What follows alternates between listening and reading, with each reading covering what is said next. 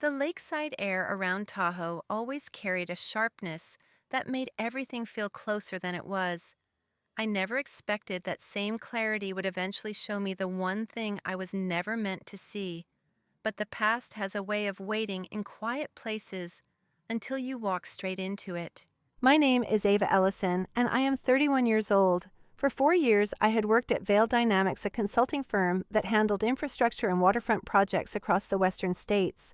My boss, Preston Hale, had a particular talent for making every assignment feel like both an opportunity and a trap. He smiled when he gave instructions, and smiled again when he criticized the results, always in that calm, measured voice that left you wondering whether you had imagined the edge underneath. The last thing he said to me before I left for the lakeside compound was the kind of warning that does not fade. He stood in the doorway of my office, one hand resting on the frame, like he owned the air between us, and said, "Ava, the old North Shore files are sensitive. Some details are better left exactly where they are. If you start digging where you do not belong, it will not end well for anyone involved." He delivered it with the same pleasant tone he used in client meetings. I gave him the small professional smile I had practiced for years and told him I understood. 3 hours later, I was driving along the Nevada side of Lake Tahoe toward the company's private lakeside retreat. The compound sat on a quiet stretch of shoreline, a cluster of upscale villas, and a main lodge used for off-site strategy sessions and the occasional executive stay. It was the kind of place that looked peaceful on the company website and felt expensive in person. I was there to retrieve and close out the physical files from the North Shore Waterfront project, an older deal that had never fully wrapped on paper, even though the digital records were already archived.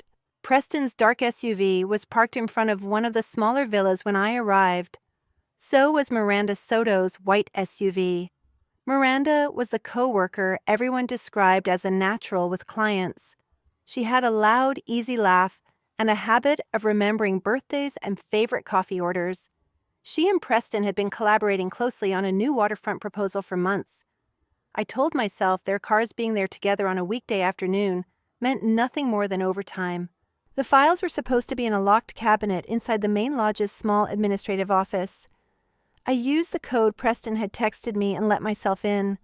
The air inside smelled like pine cleaner and the faint trace of expensive cologne. I found the cabinet, opened it, and began pulling the thick folders for the North Shore project. That was when I heard the voices. They were coming from the villa next door. The windows were cracked open despite the cool air off the lake.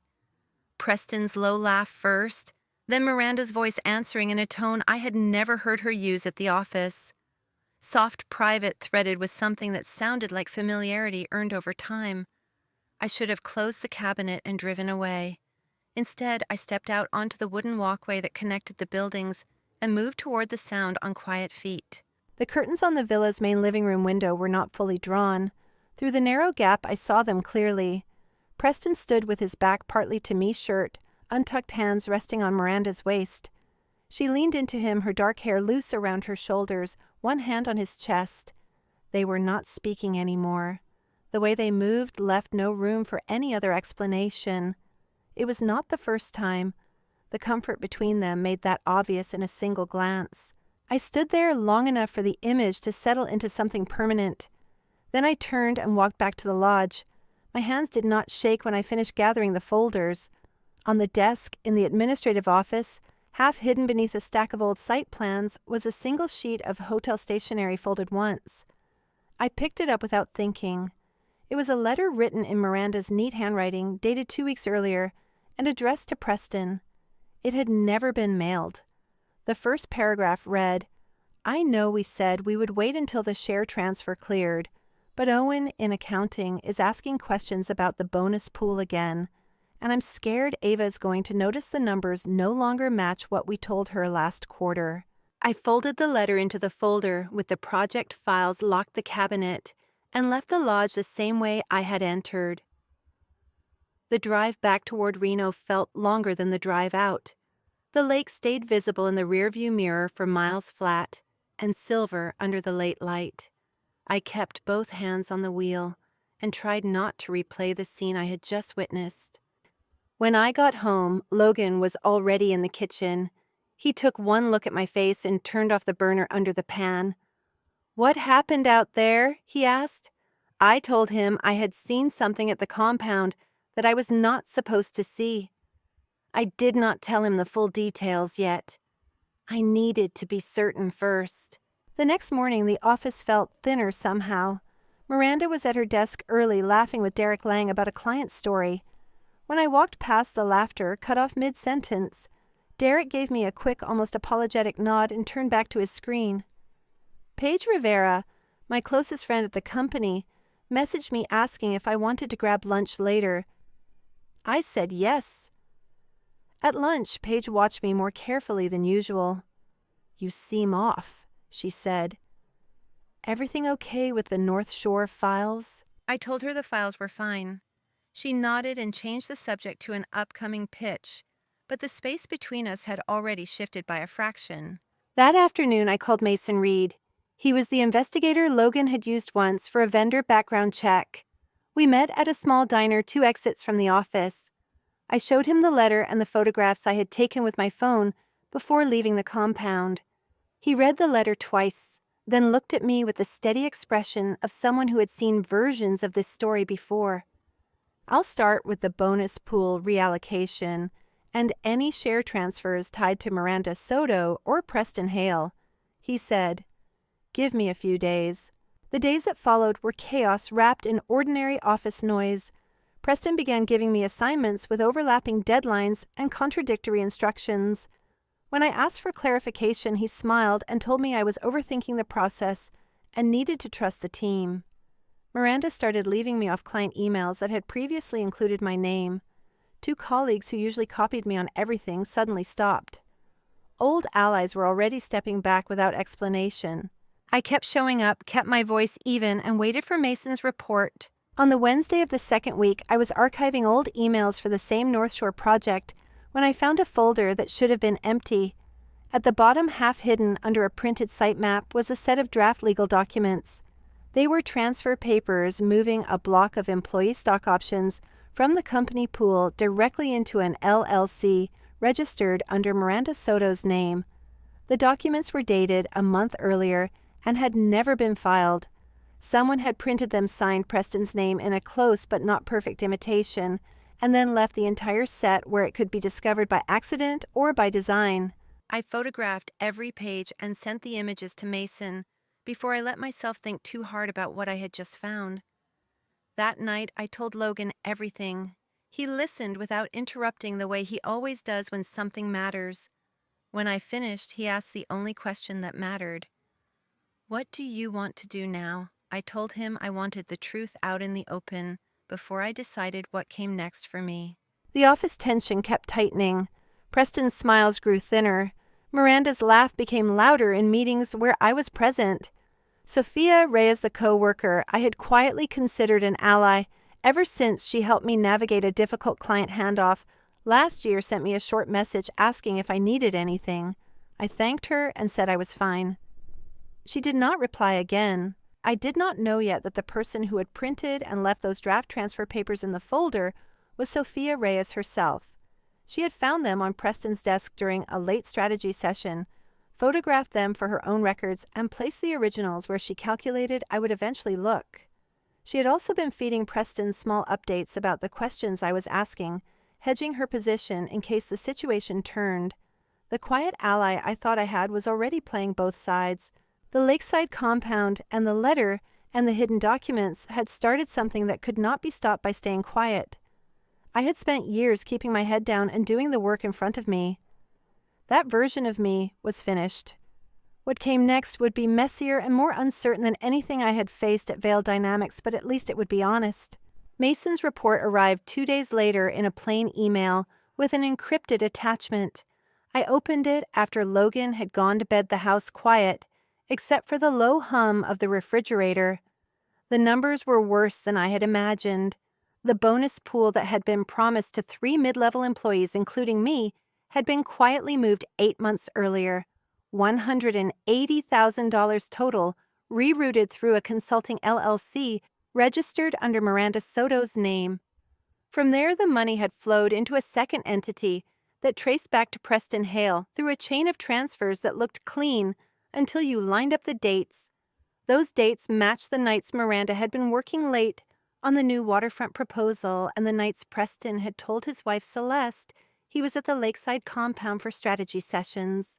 The draft share transfer papers I had found were only part of it. Preston had also moved a block of employee stock options into the same structure. My own options, the ones Logan and I had counted on to finally clear the last of our student loans, were listed among the reallocated assets. The accountant Owen Price had flagged inconsistencies twice. Each time Preston had overridden the flags with a note that the reallocations were temporary adjustments for cash flow management. I sat at the kitchen table for a long time after I finished reading. The letter from Miranda and the hidden documents suddenly made a different kind of sense. They had not simply been having an affair.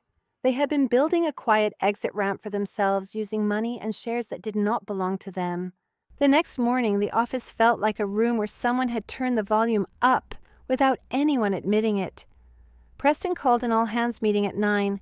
He stood at the front of the conference room with his usual calm posture, but his eyes moved too quickly across faces. He announced that certain personnel matters were under review, and that loyalty would be remembered when decisions were made. Miranda sat beside him, nodding at the right moments, her smile bright and steady. When he finished, he looked directly at me and asked if I had any questions. I said no. The room stayed silent for 3 full seconds before people began gathering their notebooks. After the meeting, Derek Lang stopped by my desk. He kept his voice low. "You doing okay?" he asked. I told him I was fine. He nodded like he wanted to say more, then walked away.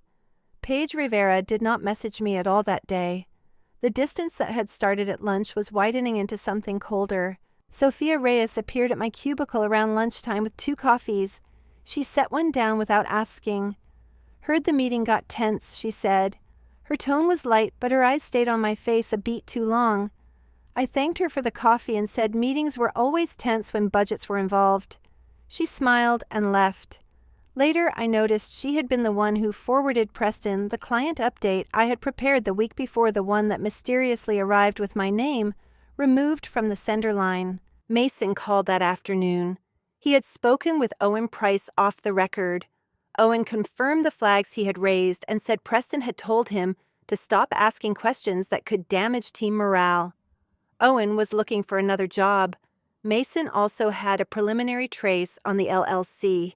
It had been created 14 months earlier, right around the time Preston and Miranda began traveling together for the waterfront pitch.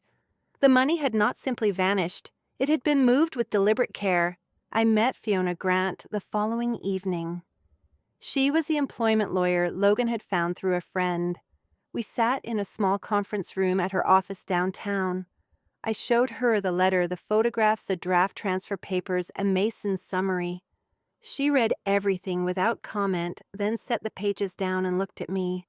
"You have a strong position," she said, "but strong positions still cost money and time to enforce. If you go to the CEO, you need to decide what outcome you actually want. Justice, severance, or simply the ability to walk away without being sued for defamation later." I told her I wanted the truth on record before I chose anything else. She nodded and said she would draft a protected disclosure letter I could use if I decided to go internal first. She also warned me that once I opened this door, the people on the other side would not stay quiet. "They will try to make the chaos look like it is coming from you," she said. "Stay methodical, document everything, and decide now what line you will not let them cross." I left her office with the draft letter in my bag and a clearer sense of how much this could cost. Logan was waiting when I got home. I told him what Fiona had said. He listened, then asked the question I had been avoiding. "Do you still want to stay at the company?" After this, I did not have an answer yet. The chaos at work accelerated over the next week. Preston began scheduling one-on-one check-ins with every member of the team except me. Miranda started a new habit of forgetting to include me on calendar invites for client calls that had previously been joint. In a team meeting, she presented a revised timeline for the waterfront proposal that cut my section entirely and reassigned it to Derek. When I pointed out that the original scope included my analysis, Preston smiled and said, "We're streamlining to reduce overlap. It's better for the client." Derek looked uncomfortable but said nothing. Paige stared at her laptop the entire time. That evening, I called Ethan Cole. He was my childhood friend from Reno, the one who had helped me move into my first apartment after college. He now worked at a different firm across town. We had stayed in loose touch mostly through occasional texts about old classmates or Tahoe hiking spots. I told him I was dealing with some work mess and might need a sounding board. He said to call any time. His voice was warm and familiar, the same steady tone he had used when we were teenagers, trying to figure out what came after high school. I hung up, feeling slightly less alone. 2 days later, Ethan texted me a screenshot from a mutual contact. It was a message from Miranda in a group chat I was not part of. She had written that some people at Vail are making things difficult for the team by asking too many questions about things that are already settled. The message had been liked by several people, including Derek Lang. Ethan added a single line, "You okay?" "This looks aimed at you." I thanked him and said I was handling it. He replied with a heart emoji and nothing else. The distance had already begun. Mason's final report arrived on a Friday. He had confirmed the full amount moved and had also found a second LLC, this one in Celeste Hale's name, that had received a separate consulting fee of $40,000 2 months earlier. The fee had been approved by Preston. Mason noted that Celeste had filed for divorce 3 weeks after the payment cleared. The timing felt deliberate, though Mason did not speculate. I read the report twice. Then I called Fiona Grant. She said the new information strengthened the case, but also raised the stakes. If you take this to Quentin Vale, you need to be prepared for Preston and Miranda to fight back hard. They have already started shaping the narrative that you are the problem. I told her I was ready. She said she would finalize the protected disclosure packet and send it over the weekend. I thanked her and hung up. That night, Logan and I sat on the back patio. The desert air had turned cool. He asked if I had decided what I wanted. I told him I wanted to walk into Quentin Vale's office with everything on the table and let the consequences fall where they would. I did not want to spend another year wondering what else had been moved while I stayed quiet. He nodded. Then that's what we do. The following Monday, I sent the protected disclosure packet to Quentin Vale's assistant with a request for a private meeting. I copied Fiona Grant. Within an hour, Preston appeared at my desk. His smile was gone. He asked if I had escalated something without talking to him first. I told him I had followed company policy for concerns involving potential financial irregularities.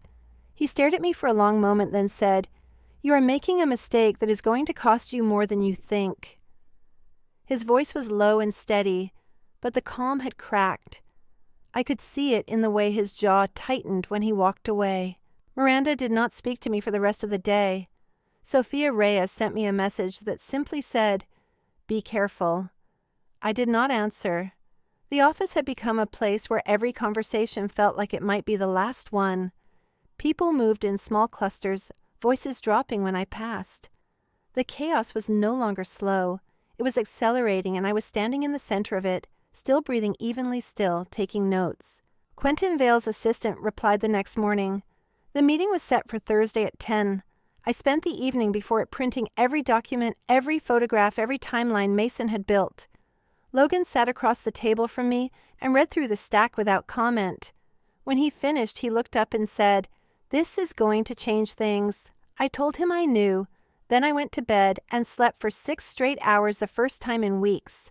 Thursday morning, I arrived at the office early. The building felt almost empty. I took the elevator to the top floor and walked into Quentin Vale's corner office at exactly 10. He was already there along with the company's general counsel. Preston and Miranda were not present.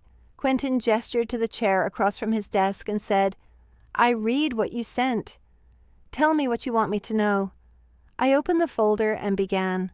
Quentin Vale listened without interrupting while I walked through the timeline. I started with the afternoon at the lakeside compound, the letter Miranda had written but never sent the photographs I had taken before I left, and the draft transfer papers I had found by accident in the old project files. I placed Mason Reed's report on the desk between us and explained how the $180,000 in the promised bonus pool had been moved, how my own stock options had been included in the reallocation, and how the dates lined up with the nights Preston and Miranda had claimed to be working on the waterfront proposal. Quentin asked only a few questions. He wanted to know whether Owen Price had raised concerns before. He wanted to know whether anyone else had been affected. When I finished, he sat back in his chair and looked at the stack of pages for a long moment. "I'm going to call Preston and Miranda in," he said. "I want you to stay." They arrived 5 minutes later. Preston walked in first, his expression already tight. Miranda followed her usual bright smile, nowhere in sight. Quentin gestured to the 2 chairs across from his desk and told them to sit. He did not raise his voice when he spoke. "Ava has brought forward documentation that the bonus pool and certain employee stock options were reallocated without proper approval," he said. "She has also provided evidence of a personal relationship between the 2 of you that appears to have influenced those decisions. I am placing both of you on administrative leave effective immediately while we conduct a full forensic audit. You will surrender your company devices before you leave the building today." Preston's face went through several shades of color before settling on something close to gray. "This is a misunderstanding," he said. His voice was still trying for calm, but the edge underneath was sharp now. "Ava has been difficult to work with for months. She's been digging into things that are above her pay grade and creating problems where none existed." Miranda spoke before Quentin could answer. "She's jealous. She said the words coming out too fast. She's always been jealous of how the team works together. This is her way of getting back at us because she got left off some projects." I stayed quiet. I had already said everything I needed to say. Quentin looked at both of them for another long moment, then told them the meeting was over. He asked the general counsel to escort them to HR to collect their belongings. Neither of them looked at me as they left.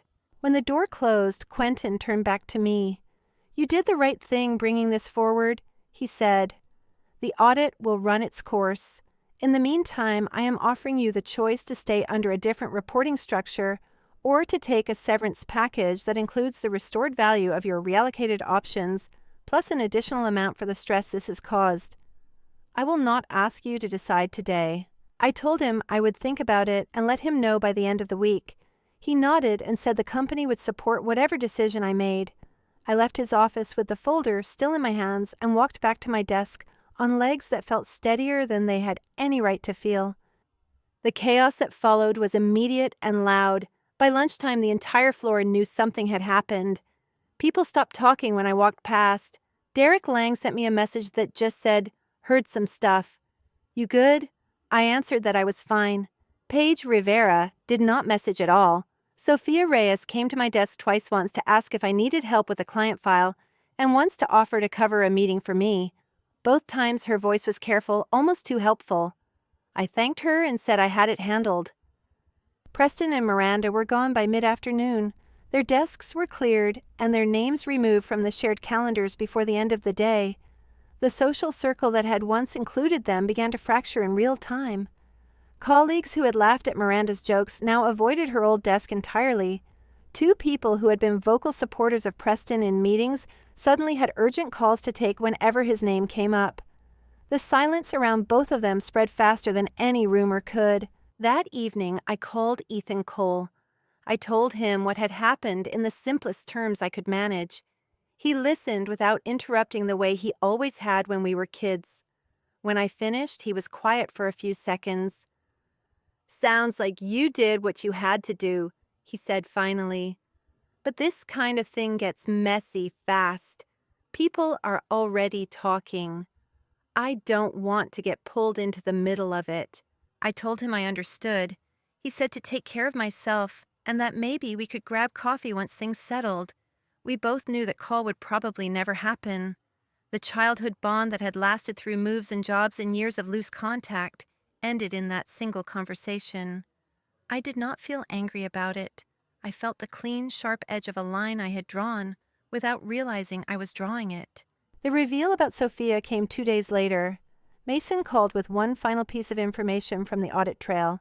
Sophia Reyes had accessed the administrative office folder the same afternoon I had been at the lakeside compound. She had printed the draft transfer papers, photographed them for herself, and left the originals in the bottom of the file where she knew I would eventually look while archiving the North Shore project. She had also sent Preston a short message the day after the all-hands meeting, warning him that I was asking too many questions again. Her quiet role had not been about helping me.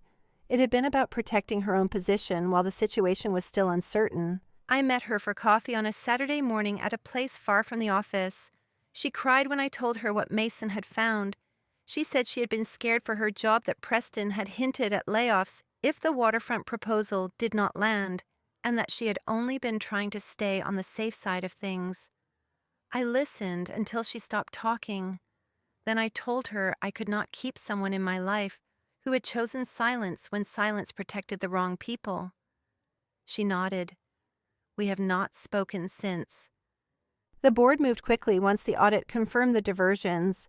Preston and Miranda were terminated for cause. The company required repayment of the reallocated funds. Celeste Hale's divorce filing, which had already been in process, became public record and added another layer of scrutiny to Preston's financial decisions. The social circle that had once orbited him simply closed. No one defended him. No one called to check on Miranda. The silence was complete and final. Quentin offered me the severance package on the Monday after the terminations were announced. It included the full restored value of my options, plus an amount that would cover several months of living expenses. He also offered me the option to stay in a restructured role, reporting directly to him. I chose the severance. Staying would have meant continuing to navigate the wreckage of what had been exposed. I wanted the clean break instead. On my last day, I cleaned out my desk in the early morning before most people arrived. Derek Lang was the only one who came over. He shook my hand and said he was sorry it had ended this way. Paige Rivera sent a single message later that afternoon. I should have asked more questions. I'm sorry. I did not answer. Sophia Reyes did not reach out at all. I drove away from the building for the last time with the box of personal items in the passenger seat and the severance paperwork in my bag. The road out of the office park felt longer than it should have. When I got home, Logan was waiting on the front steps. He helped me carry the box inside and did not ask any questions until I was ready to talk. That night, we sat on the back patio again. The air was cool and the sky was clear. I told him I felt lighter than I had expected. He said that sometimes the cost of staying quiet is heavier than the cost of speaking up. I told him I was choosing no contact with everything that had happened at Vail Dynamics. No calls, no messages, no checking in on what the audit found or who else had been affected. The freedom did not feel triumphant. It felt ordinary and quiet and entirely mine. In the weeks that followed, I began looking for a new role at a smaller firm where the chain of command was shorter and the numbers were harder to hide. And I took long walks in the mornings and turned my phone off after dinner. I stopped replaying the conversations I could not change. Every day I chose peace by refusing to engage with the chaos that was no longer mine to carry. The ironic part arrived in a short article in the local business journal 2 months later. The audit had uncovered that the LLC structure Preston and Miranda had built was already under review by the company's external compliance team before I ever went to the lakeside compound. The very transfers they had made to secure their own future had triggered automated flags that would have surfaced regardless. Their attempt to control the outcome had accelerated the discovery instead. The heartless lie they had built to protect themselves had collapsed under its own weight the moment someone refused to look away. I still think about the letter Miranda never mailed.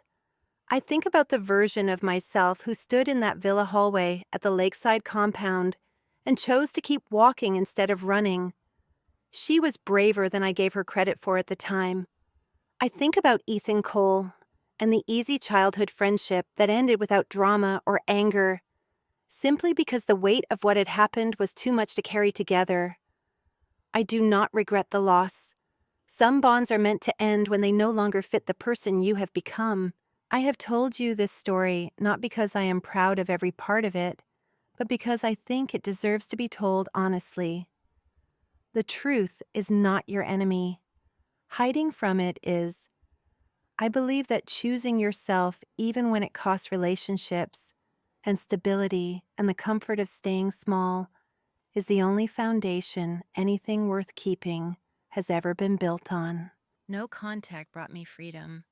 I choose peace every single day by refusing to reopen doors that were never meant to stay open. That has been enough. Thank you for listening to my story. If you have ever worked somewhere that slowly taught you to doubt what you saw with your own eyes, I hope you remember that evidence has a way of surfacing when you stop looking away. I hope you remember that setting boundaries is not the same as giving up. It is the first honest step toward a life that does not require you to stay quiet to stay safe. Have you set boundaries?